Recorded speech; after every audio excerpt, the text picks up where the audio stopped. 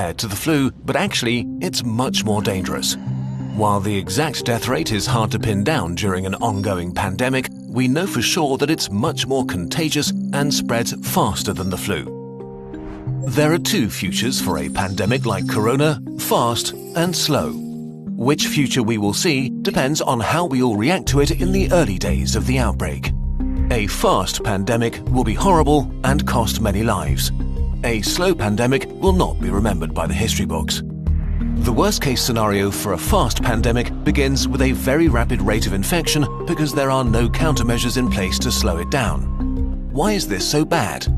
In a fast pandemic, many people get sick at the same time.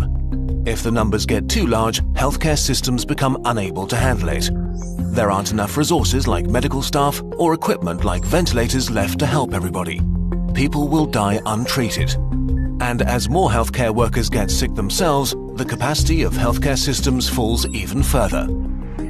If this becomes the case, then horrible decisions will have to be made about who gets to live and who doesn't. The number of deaths rises significantly in such a scenario. To avoid this, the world, that means all of us, needs to do what it can to turn this into a slow pandemic.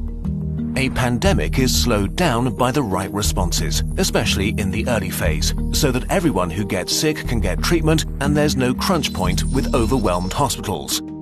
Since we don't have a vaccine for corona, we have to socially engineer our behavior to act like a social vaccine.